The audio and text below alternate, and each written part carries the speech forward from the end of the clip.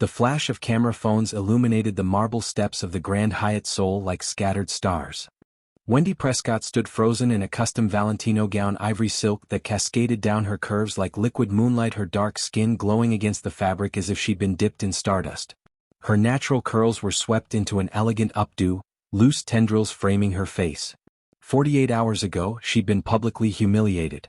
Now, she was marrying Korea's most eligible bachelor. "Are you ready, Miss Prescott?" The wedding coordinator's voice broke through Wendy's racing thoughts. Wendy's fingers trembled as they clutched the bouquet of white peonies and garden roses. Through the ornate doors ahead, she could hear the murmur of 300 guests, Seoul's elite, waiting to witness what the media had already dubbed the wedding of the decade. She wasn't ready. How could anyone be ready to marry a man they'd known for exactly 48 hours? But then the doors opened and she saw him. Kang Mi-ho stood at the altar in a midnight blue Tom Ford tuxedo that fit him like a second skin. At 32, he was the CEO of Kang Industries, worth approximately $2.4 billion, and possessed the kind of devastating handsomeness that made people stop mid-sentence. Sharp jawline, intense dark eyes that seemed to see through every pretense, and an air of controlled power that made the entire room feel like his domain. He wasn't smiling. Mi-ho rarely smiled, but when his eyes met hers across the aisle, something flickered in their depths. A silent promise. "I've got you." Wendy's feet began to move. As she walked down the aisle, she caught glimpses of shocked faces. She recognized some from television, K-drama actors, business moguls, politicians. They were all staring at her with varying degrees of curiosity, judgment, and disbelief. The black American woman who had somehow captured the Ice Prince of Seoul. If only they knew the truth. "I'm sorry, Wendy, but this just isn't working anymore." The words echoed in Wendy's mind as she stood in the middle of the Gangnam restaurant, surrounded by at least 50 people who had suddenly become very interested in their bulgogi and bibimbap. Her boyfriend of 2 years, Kang Juno, was breaking up with her. In public. At his company's team dinner. "You're what?" Wendy's voice came out smaller than she intended. Juno, looking uncomfortable in his designer button-down, couldn't even meet her eyes. "Look, my family has expectations. I need to focus on my career right now and I'm a distraction?" Wendy finished, her stomach dropping. "Juno, we've been together for 2 years. We lived together. You said you loved me." "I did. I do. It's just..." He glanced around at his colleagues who were now openly watching the drama unfold. "It's complicated." "What's complicated about it?" Wendy could feel tears pricking her eyes, but she refused to let them fall. "Not here. Not in front of these strangers." Juno's silence was answer enough. She saw it in his eyes, the thing he wouldn't say out loud. His family didn't approve. His colleagues didn't approve. In their eyes, a black American woman didn't fit the image of who should be on the arm of a Kang family member, even the lesser-known younger son. "Wow." Wendy's laugh was bitter. 2 years, Juno. 2 years of me learning Korean, trying to fit in, dealing with your mother's passive-aggressive comments about my hair, my skin, my everything. And this is how you do it? In front of your co-workers? "Wendy, please don't make a scene." "I'm not the one making a scene. You are." She grabbed her purse from the back of her chair. Her hands were shaking, but her voice was steel. "You know what? Thank you. Thank you for showing me exactly who you are before I wasted any more time." She turned to leave, desperate to escape before the tears came, and collided directly into a wall of expensive cologne and solid muscle. "I apologize," a deep voice said in perfect English with just a hint of a Korean accent. Wendy looked up into the most intense eyes she'd ever seen. The man was tall, probably 6'1", with the kind of face that belonged on magazine covers. But it was the way he was looking at her that made her breath catch. Not with pity, but with something that looked almost like recognition. "Excuse me," she managed, trying to step around him. "You're bleeding," he said, his gaze dropping to her hand. Wendy looked down. In her haste to grab her purse, she'd knocked over a water glass and a shard had cut her palm. Before she could react, the stranger had pulled out a pristine white handkerchief and gently wrapped it around her hand. His touch was surprisingly gentle for hands that looked like they'd never done anything more strenuous than sign multi-million-dollar contracts. "Thank you," Wendy whispered. "I should go." "Hyung." Juno's voice cut through the moment. "What are you doing here?" "Hyung?" Wendy's eyes widened. This was Juno's brother? The stranger, Juno's brother, didn't even glance at Juno. His eyes remained fixed on Wendy. "I came to have dinner with some business associates. I didn't realize my little brother was providing entertainment for the entire restaurant." There was ice in his tone, and Wendy saw Juno visibly flinch. Hyung, this was my girlfriend, Wendy. Wendy, this is my older brother, Kang Miho. I know who she is, Miho said coolly. I've seen her at family gatherings. You brought her to father's birthday last year. Wendy vaguely remembered seeing him there, a distant, imposing figure who'd left early and barely spoken to anyone. She'd asked Juno about him and he'd said, "That's my brother. He's always been cold. Don't take it personally." "I need to go," Wendy said again, the tears finally threatening to spill over. "Thank you for the handkerchief, Mr. Kang."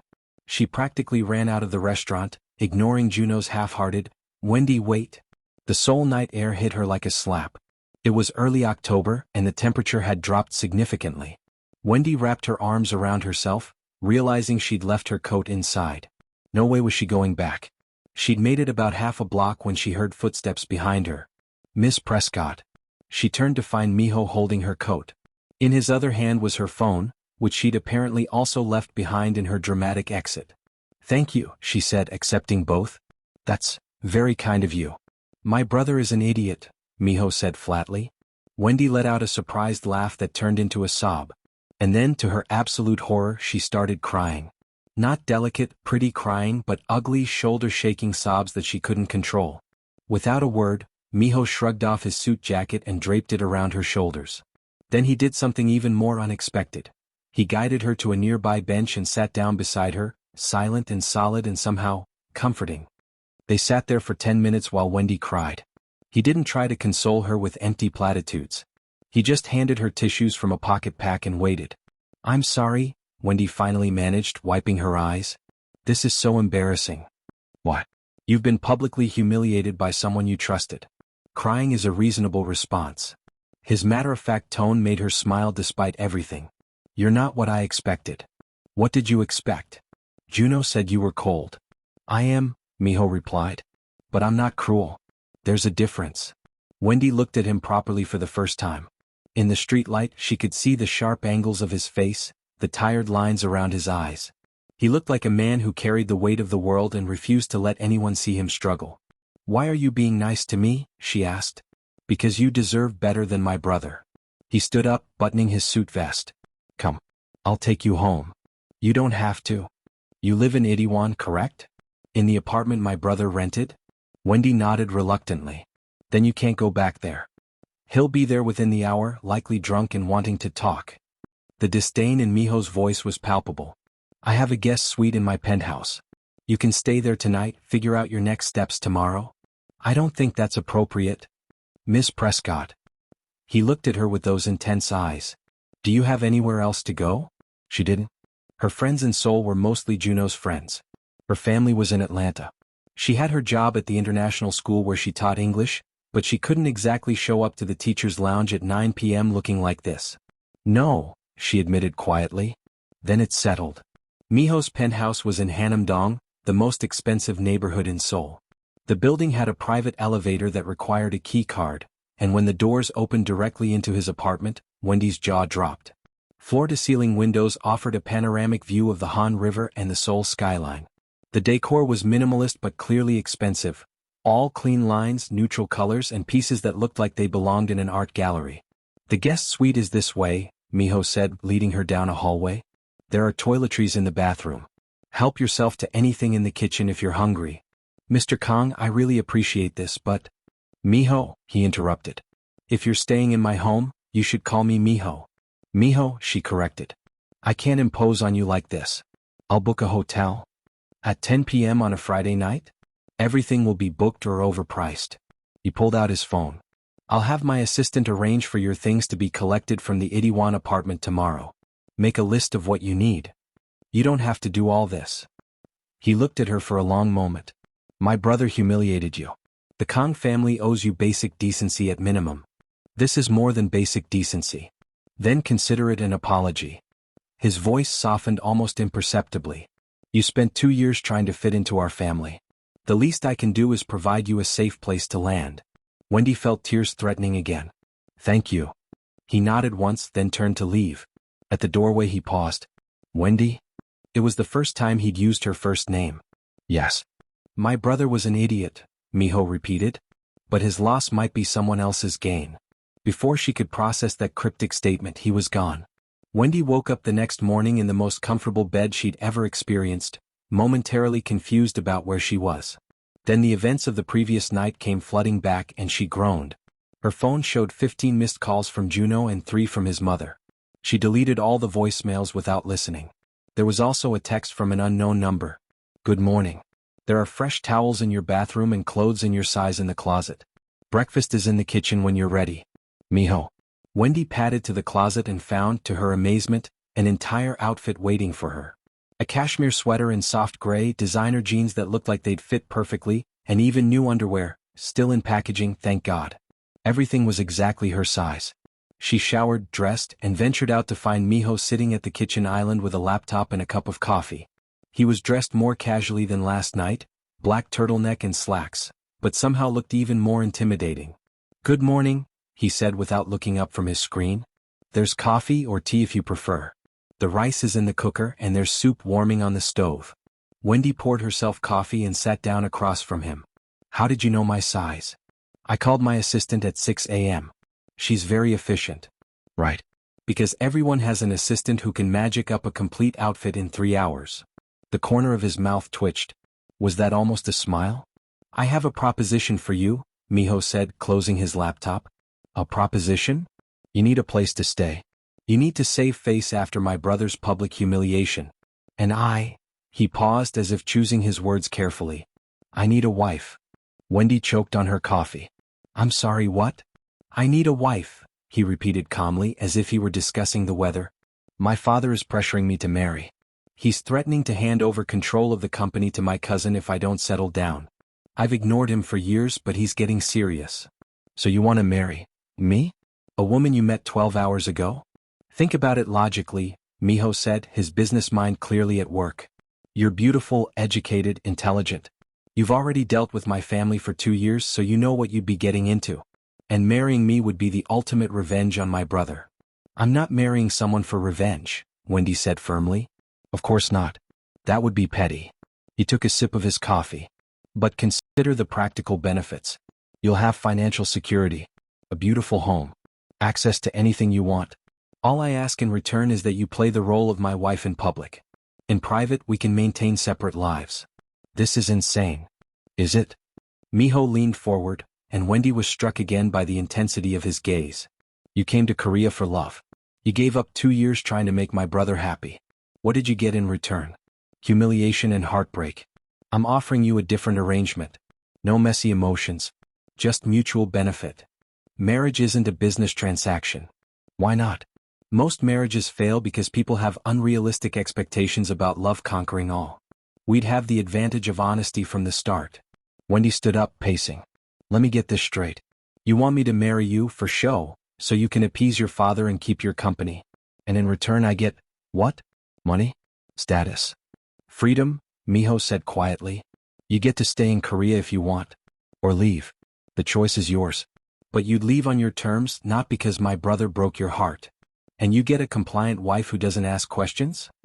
I get a wife who understands that some partnerships are built on respect and mutual benefit rather than fleeting emotions. He stood as well, moving closer. I saw how you handled yourself last night. You were hurt, but you didn't fall apart. You have strength. That's what I need. Why me specifically? You could marry anyone. Because you're not Korean, he said bluntly. My father wants me married, but he's also traditional. If I marry someone from a prominent Korean family, it becomes a political alliance with all sorts of complications. But you, he gestured at her. You're outside the system. My father will have to accept you because you're already known to the family, but he won't have the same expectations or control. So I'm convenient. You're strategic. Miho pulled out his phone. I'll give you 24 hours to think about it. If you agree, I'll have our legal team draw up a contract. Everything will be clearly defined, your rights, your protections, the terms of our arrangement. And if I say no? Then I'll help you find an apartment and we'll part ways. No hard feelings. Wendy laughed incredulously. You're serious about this? I'm always serious. She looked at him, really looked at him. There was something almost lonely about Kang Miho despite his wealth and power. Or maybe because of it. He was proposing a marriage of convenience, but Wendy suspected he was just as trapped as she was, just in a different gilded cage. 24 hours, she agreed. But I'm not promising anything. That's all I ask. Wendy spent the day exploring Seoul on her own, trying to clear her head. She walked along the Cheonggyecheon stream, grabbed tteokbokki from a street vendor, and sat in a cafe in Samcheongdong, watching couples stroll by. Her phone kept buzzing. Juno mostly alternating between apologetic texts and angry ones demanding she come home so they could talk. His mother had also messaged, a curt note about how Wendy should accept reality gracefully and not cause trouble for the family. Wendy blocked both numbers. By evening she found herself back at Miho's penthouse. He was in the kitchen again. Apparently that's where he lived, but this time he was actually cooking. Or attempting to. Is that carbonara? Wendy asked, surprised. I'm practicing, he said, focused on the pasta. I read that couples should cook together. It seems like something a loving husband would do. Despite everything, Wendy smiled. You're practicing being a husband? If we're going to do this, we should do it properly. People need to believe it's real. He looked up at her. Have you made your decision? Wendy took a deep breath. She'd spent the whole day weighing pros and cons, and here's what she'd concluded. She had nothing to lose. Her relationship with Juno was over. Her teaching contract was up for renewal in 6 months, so she could leave Korea easily if she wanted. And Miho was offering her something that Juno never had, honesty. I have conditions, she said. Miho immediately turned off the stove and gave her his full attention. Name them. 1. I want a separate bedroom. You said we'd maintain separate lives and I meant it. Agreed. You can have the entire West Wing if you want. 2. I continue working. I'm not going to be some trophy wife who shops all day. Naturally. Though you should know that as my wife, you'll be expected to attend certain social functions. I can handle that. 3. We set a time limit. This isn't forever. Give me a number. Miho considered. 3 years. That's long enough to satisfy my father and establish stability for the company. After that, we can divorce quietly. I'll ensure you're well compensated. I don't want compensation, Wendy said firmly. But I want it in writing that I walk away with my dignity intact. No scandals, no smear campaigns. Done. Is there anything else? Yes. Wendy met his eyes. I want you to promise me something that won't be in the contract. I want you to promise that you'll be honest with me. Always. Even if it's something I don't want to hear. Something shifted in Miho's expression. I promise, he said quietly. On one condition of my own. What? Promise me you'll do the same. If this arrangement ever becomes unbearable for you, tell me. Don't suffer in silence. Wendy extended her hand. Deal. They shook on it and Wendy couldn't help but laugh at the absurdity of it all. We're really doing this? We're really getting married? We're really getting married, Miho confirmed. Then, shocking her completely, he smiled. It was small, barely there, but it transformed his entire face. Welcome to the family, Wendy Prescott. Or should I say future Mrs. Kong? The next morning, Miho's assistant, a terrifyingly efficient woman named Kim Sora, arrived with lawyers, a stylist, and what appeared to be a wedding planner. We have 48 hours, Miho explained over breakfast. I've scheduled the wedding for Saturday. That gives us today and tomorrow to prepare. 48 hours? Wendy nearly dropped her coffee. That's impossible. Not if you have unlimited resources, Sora interjected smoothly. We've already booked the Grand Hyatt. The guest list is compiled. We just need your input on the dress, flowers, and menu. My input? This is moving way too fast. It has to be fast, Miho cut in. If we wait, people will speculate. The narrative needs to be that we fell in love quickly. A whirlwind romance. Star-crossed lovers who couldn't wait. But your brother just broke up with me yesterday. Which is why the timing is perfect, Sora said, consulting her tablet. The story is that you and Mr. Kong met at the restaurant last night, and it was love at first sight. You've been secretly attracted to each other for years, since your first meeting at the chairman's birthday, but you were with Juno out of loyalty until he freed you. Now you're both following your hearts. That's actually kind of romantic, Wendy admitted reluctantly. Romance sells, Sora agreed. Now let's discuss your dress. We have appointments at 3 different designers this afternoon. The next 24 hours were a blur of fittings, tastings, interviews with wedding planners, and crash courses in Korean wedding etiquette. Through it all, Miho was surprisingly present. He sat through cake tastings, gave his opinion on flower arrangements, he preferred peonies, and even helped Wendy practice the traditional Korean bows she'd need to perform. You're taking this very seriously, Wendy observed as he corrected her bow angle for the third time. It's important to me that this looks real, he said. Not just for the business reasons but because you deserve a proper wedding. Even if the circumstances are unconventional. That night, after Sora finally left them alone, Wendy found Miho on the balcony, looking out over the city. Having second thoughts? She asked, joining him. No. You. Maybe. She wrapped her arms around herself. This is crazy, Miho. We barely know each other. Then let's fix that. He turned to face her. Ask me anything. Anything. Anything. Wendy thought for a moment. Why are you really doing this? And don't give me the company line about your father. There's something else. Miho was quiet for so long that Wendy thought he wouldn't answer. Then, when I was 25, I was engaged. Her name was Yuna. We'd known each other since childhood and everyone expected us to marry. I thought I loved her. He paused. 2 weeks before the wedding, I found out she'd been having an affair with her personal trainer. The whole thing was humiliating. I called off the wedding, and I promised myself I'd never be that vulnerable again. So you want a marriage without love because you're afraid of being hurt? I want a marriage where I know exactly what I'm getting, he corrected. No surprises. No betrayals. Just clear terms and mutual respect. Wendy reached out and touched his arm gently. I'm sorry that happened to you. He looked down at her hand on his arm and for a moment, something unguarded flickered across his face. Your turn. Tell me something real.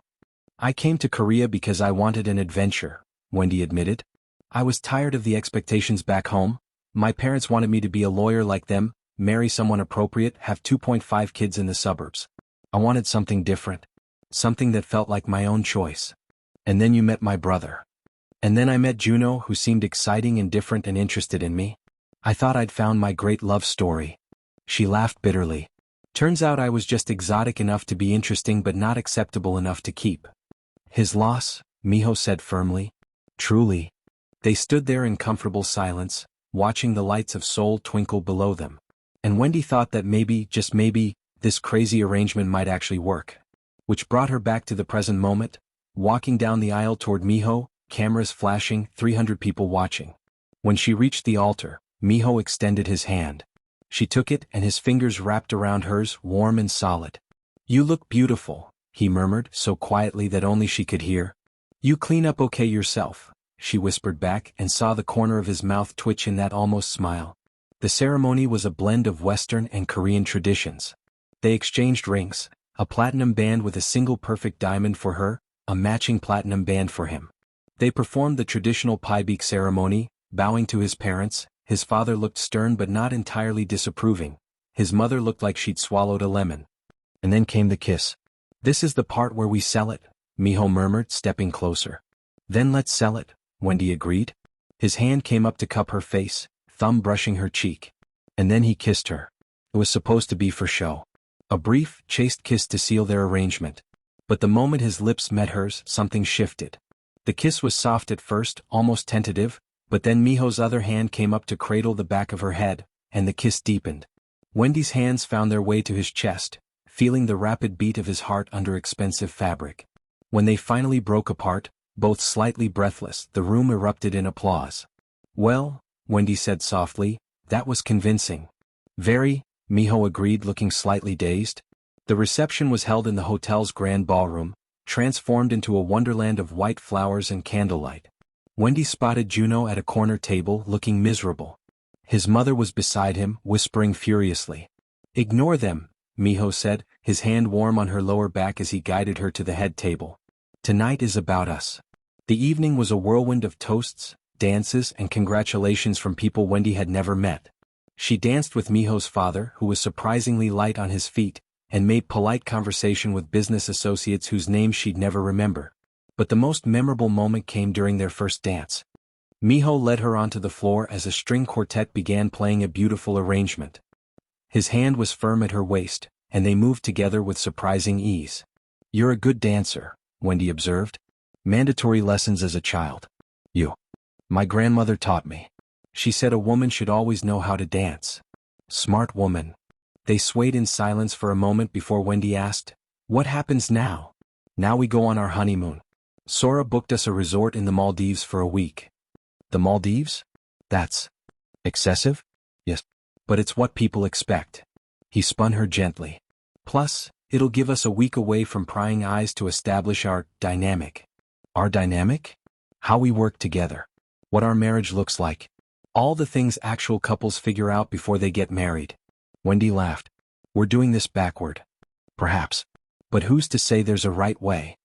He pulled her closer and Wendy could smell his cologne, something woodsy and expensive. How are you holding up? Honestly? Okay. This is surreal, but I'm okay. If you need to step outside, get some air, just say the word. His thoughtfulness surprised her. Thank you. The song ended and Miho led her back to their table. But as they walked, Wendy noticed people staring at them with a mix of curiosity and speculation. She heard whispers in Korean, some she understood, some she didn't. They're talking about us, she said quietly. Let them talk, Miho replied. By tomorrow will be old news. There's always another scandal in Seoul. But he was wrong. By tomorrow they'd be the biggest story in South Korea. Wendy woke up in the most luxurious hotel suite she'd ever seen, momentarily disoriented. The Maldives suite was all white sand and turquoise water, visible through floor-to-ceiling windows. The bed was enormous, the sheets were Egyptian cotton, and she was alone. She found Miho on the private terrace, laptop open, already working despite it being 7 a.m. Do you ever stop? She asked, pouring herself coffee from the carafe on the table. Rarely. He didn't look up from his screen. But I'm done now. I wanted to finish before you woke up. Why? Because for the next week you have my full attention. That was the deal. Wendy sat down across from him.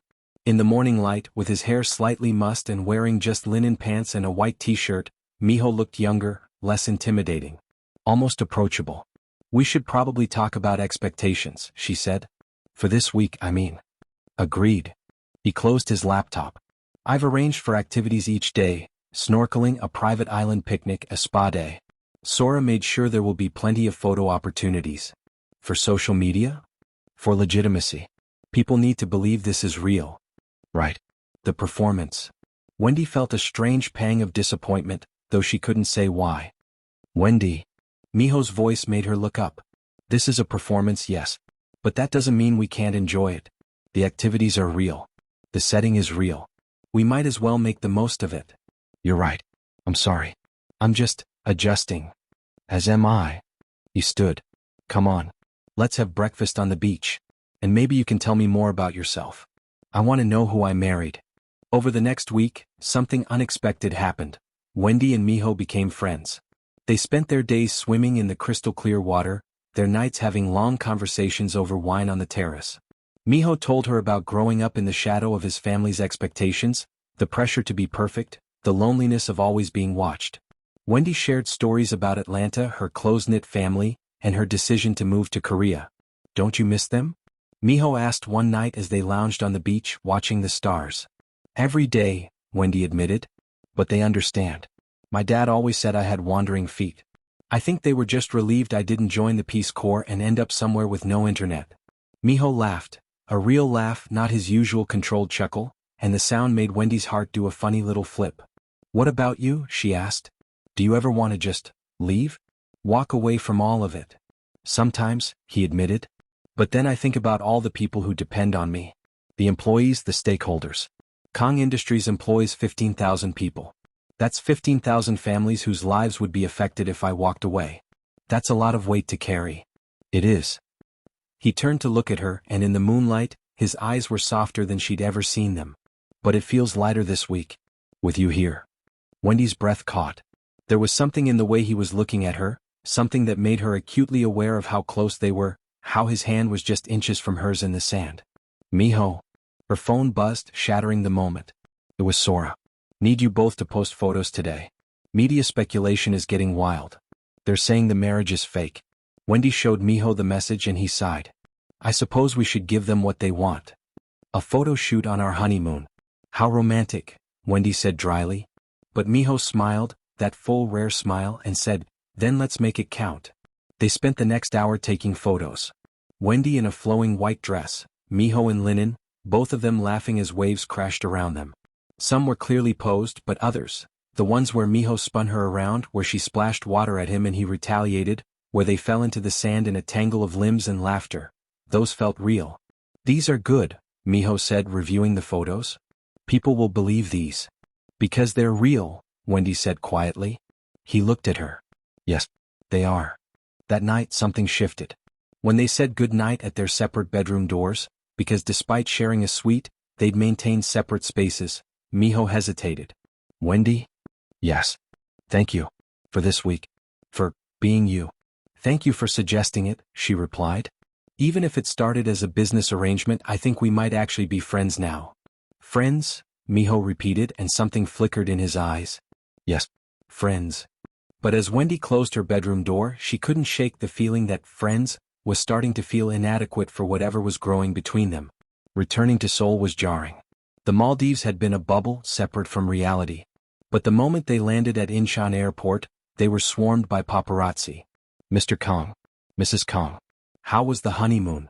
Is it true you've been in love for years? Mrs. Kong, how do you feel about marrying your ex-boyfriend's brother? Miho's hand found hers, squeezing gently. Just smile and keep walking, he murmured. They made it to the car where Sora was waiting with updates. The wedding photos got over 2 million likes on Instagram, she reported. The honeymoon photos are trending. And your father, she said to Miho, wants to have dinner with you both tomorrow night. Miho groaned. Of course he does. It'll be fine, Wendy said, trying to sound confident. We've got this. But dinner with Chairman Kong was more intimidating than their actual wedding. They sat in a private room at an exclusive restaurant, and the older man studied Wendy like she was a business proposition he was considering. So, he said in Korean, you're my new daughter-in-law. Yes, sir, Wendy replied in her best Korean. It's an honor. Your Korean is good. Better than I expected. Thank you. I've been studying for 3 years. Because of my younger son? The question was pointed, designed to put her off balance. But Wendy had dealt with difficult parents in her teaching career. She knew how to hold her ground. Initially, yes. But I continued because I love the language and the culture. Korea has become my home. Even after my son Juno humiliated you? Wendy felt Miho tense beside her, but she kept her voice calm. Juno and I were incompatible. But that has nothing to do with my relationship with Korea, or with Miho. Chairman Kong turned to his older son. You've married a woman with backbone. That's good. You need someone who won't back down. I know, Miho said quietly, looking at Wendy with something warm in his eyes. The rest of dinner was slightly less tense, though still formal. But as they left, Chairman Kong pulled Wendy aside. I don't know what arrangement you have with my son, he said bluntly. But I'll tell you this, Miho has never looked at anyone the way he looks at you. Don't break his heart. Wendy was too stunned to respond as the older man walked away. In the car, she turned to Miho. Does your father think this is real? My father is a shrewd businessman. He knows something is unusual about our timeline. But he also knows that Miho Industries stock has gone up 15% since our wedding announcement.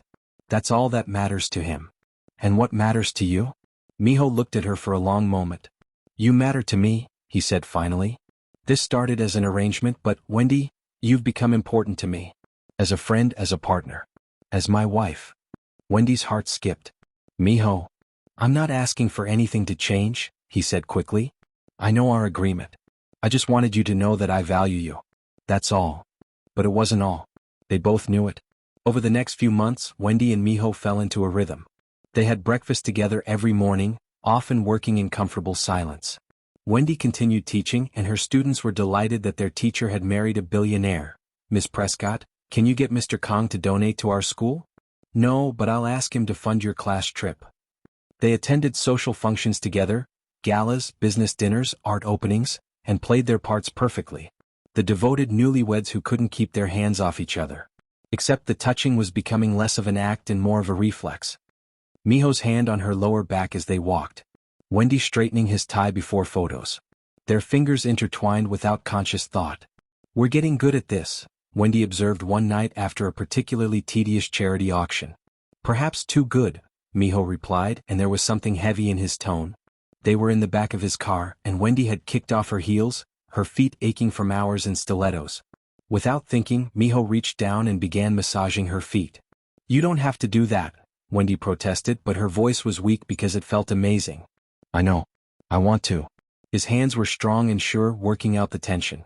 You were on your feet all night, smiling and charming people for my benefit. It's the least I can do. You make it sound like a chore. I actually enjoyed tonight. Did you? He looked up, surprised. Yes. That art collector from France was fascinating. And I liked the exhibit. You liked the modern art exhibit? The one with the giant metal cube? Wendy laughed. Okay, not all of it. But some of the pieces were beautiful. Miho smiled, his hands still working magic on her feet. I'll take you to more galleries. If you want. I'd like that. Their eyes met, and the air in the car suddenly felt charged. Miho's hands stilled on her feet. Wendy, he said softly. I need to tell you something. But before he could continue, his phone rang. He glanced at it and swore quietly in Korean. I'm sorry I have to take this. It's the New York office. The moment was broken. Things came to a head 3 months after their wedding, at the Kong Industries annual gala. It was the event of the year, and Wendy had spent weeks preparing. She wore a custom gown by a Korean designer, a stunning emerald silk that hugged her curves and made her skin glow. When she stepped out of the bedroom, Miho's eyes widened. Wow, he breathed. You look, wow. You don't look so bad yourself, Wendy replied, taking in his impeccably tailored tuxedo. At the gala, they were the center of attention. Everyone wanted to meet Mrs. Kong, to assess whether the marriage was real or just a business arrangement. Wendy fielded questions with grace, her hand never leaving Miho's arm. Halfway through the night, she excused herself to the restroom. But on her way back, she ran into the last person she wanted to see. Wendy, Juno said, stepping into her path. Can we talk? I don't think that's a good idea. Please. Just 5 minutes. Against her better judgment, Wendy followed him to a quiet corner of the hallway. What do you want, Juno? I want to apologize. For how I ended things. For everything. He looked genuinely remorseful. I was a coward. Yes, you were. I was also an idiot. Because I let you go and my brother? He laughed bitterly. My brother got everything I was too stupid to appreciate. Juno, what's done is done. Is it? He stepped closer. Are you really happy with him? With Miho? Because everyone knows he doesn't do relationships. This marriage is just another business deal to him. Wendy felt anger flare hot and bright. You don't know anything about my marriage. I know my brother. He's incapable of love. He'll use you up and throw you away when you're no longer useful. That's rich coming from you. Wendy's voice was ice. You're the one who threw me away. Miho has shown me more respect and consideration in 3 months than you did in 2 years. Wendy. No. You don't get to do this. You don't get to break my heart and then come back and try to sabotage my happiness. Are you happy? Juno demanded. Really? The question stopped her cold. Was she happy? Yes, she said finally, and realized with a start that it was true. I am. Maybe this marriage started as an arrangement, but Miho, he sees me. He values me. He makes me feel like I'm exactly where I'm supposed to be. Does he love you? Wendy hesitated. I don't know. But he respects me, and right now that matters more. She walked away, her heart pounding. But she'd only made it a few steps when she heard Miho's voice. Wendy. He was standing a few feet away, still as a statue. His face was carefully blank, but his eyes were turbulent. How long have you been there? She asked quietly. Long enough. He stepped closer. Did you mean it? What you said to Juno? Every word. Even the part about respect mattering more than love? Wendy nodded, not trusting her voice. Miho was quiet for a long moment. Then, what if you could have both? What? What if? He ran a hand through his hair, looking more uncertain than she'd ever seen him. What if I told you that this stopped being an arrangement for me weeks ago? That I wake up thinking about you and fall asleep wishing you were in my bed? That I value you, yes, but I also, he took a shaky breath. I'm falling in love with you, Wendy. Maybe I have been since that first night, when you cried on that bench and I realized I'd do anything to make you smile. Wendy's heart was doing acrobatics in her chest. Miho. I know this wasn't the plan. I know we agreed to keep things simple. But I can't. He cupped her face with both hands. I can't pretend anymore. I don't want a marriage of convenience. I want a real marriage. With you. If you'll have me. You love me, Wendy whispered. I love you. And then she was kissing him, pouring 3 months of suppressed feelings into it. His arms came around her, crushing her against him, and the kiss was desperate and consuming and absolutely perfect. When they finally broke apart, both breathing hard, Wendy whispered, I love you too. I think I have for a while now, but I was afraid to say it. Why? Because you're Kong Miho. Because you're brilliant and successful and you could have anyone. Why would you want me? Why wouldn't I? He kissed her forehead, her cheeks, her nose. You're smart, beautiful, strong. You make me laugh. You make me want to be better. You make me believe that maybe love isn't a weakness, maybe it's the bravest thing we can do. Wendy laughed through her tears. We're quite a pair, aren't we? The best pair. He pulled back to look at her. So what do you say? Can we throw out the contract and start over? Do this for real? I think we've been doing it for real for a while now, Wendy said, smiling. We were just too stubborn to admit it. Then let's make it official. And right there, in the hallway of the gala, with the sound of the party drifting from the ballroom, Miho got down on one knee. Wendy Prescott Kong, will you marry me? Again. For real this time? Wendy laughed and cried and pulled him up to kiss him. Yes. 1,000 times yes. Wendy walked in from the kitchen, carrying a tray of cookies. They were hosting a family dinner, something they did monthly now. In the years since they'd confessed their feelings, their relationship had only deepened.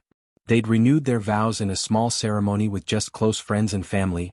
Wendy's parents had flown in from Atlanta, and even Chairman Kong had gotten misty-eyed. Uncle Miho is a romantic, Wendy said, setting down the cookies and settling into Miho's lap, his arms immediately coming around her. But he doesn't like to advertise it. The first proposal was practical, Miho explained to Jiwoo. The second one was from the heart. That's the important one. Do you love Auntie Wendy? Jiwoo asked. More than anything, Miho said, pressing a kiss to Wendy's temple. Even more than your company? Especially more than my company. Later that night, after everyone had left and they were cleaning up together, Wendy turned to Miho. You know what I realized today? What? Juno dumping me was the best thing that ever happened to me. Miho raised an eyebrow. Oh. Because if he hadn't, I never would have married you. I never would have fallen in love with you. I never would have learned that sometimes the best things in life are the ones we don't plan. Miho set down the dish he was washing and pulled her close. I fell in love with you that first night. When you were crying on that bench, trying so hard to hold yourself together. I thought, this woman is extraordinary. And then I got to know you and I realized I'd been right. We're quite the love story, aren't we? The Ice Prince and the Heartbroken Teacher. We're better than that, Miho said, kissing her softly. We're real. And as they stood in their kitchen in the home they'd built together, with a whole lifetime ahead of them, Wendy knew he was right. They were real. They were imperfect and unconventional and absolutely perfect for each other.